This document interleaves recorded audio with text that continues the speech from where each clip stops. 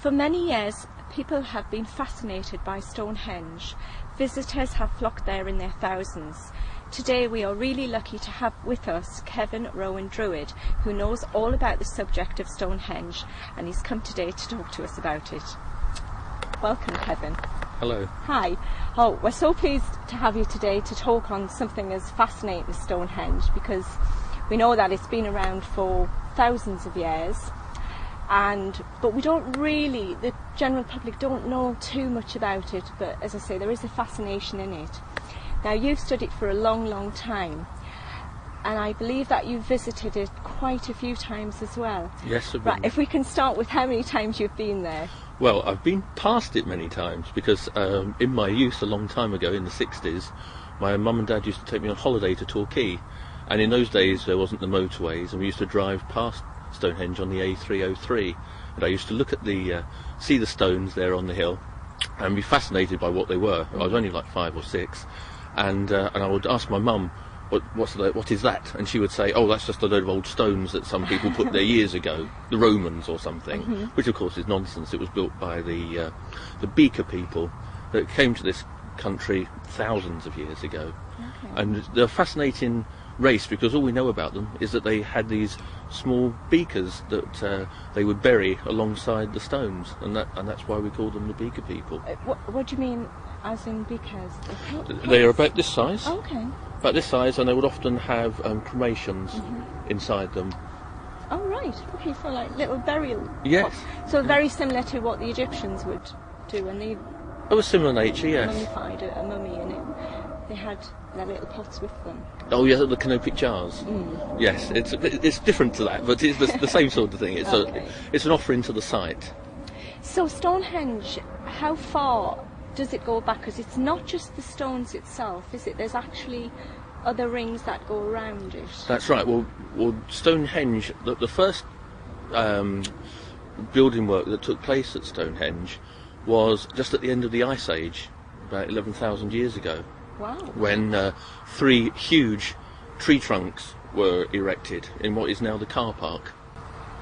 Right. In the Can car you tell us park. a little bit more about that? Well, we don't actually know what they were used for, but they were huge, big tree trunks, about 3 foot across.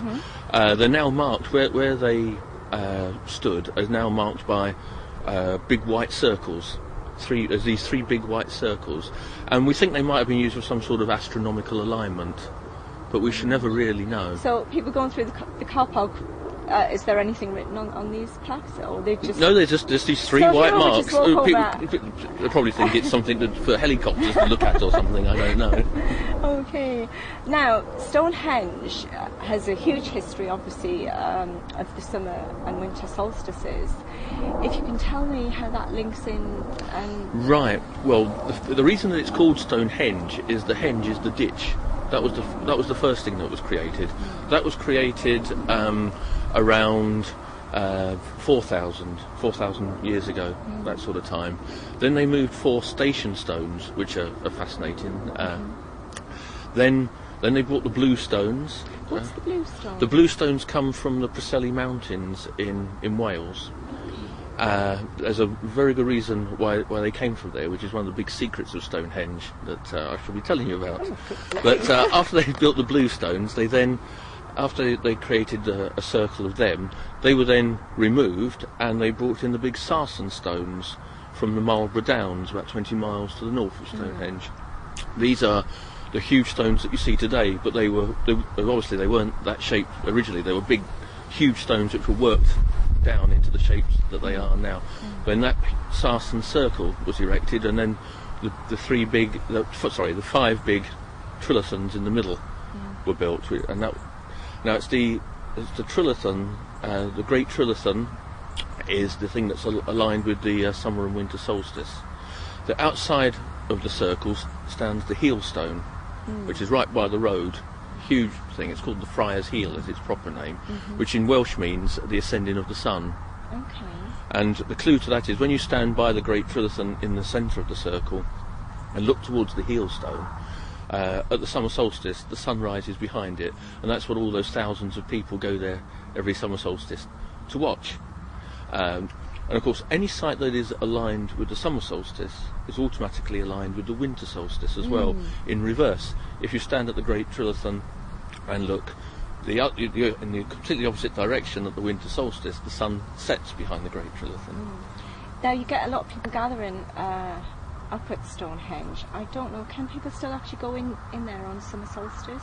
Yes, in the 80s, the English Heritage who run the site, they stopped access at the summer solstice because they were free festivals and people were coming along with amplification and they were climbing all over the stones and all this, and so for a long time people were banned from going there at the summer solstice.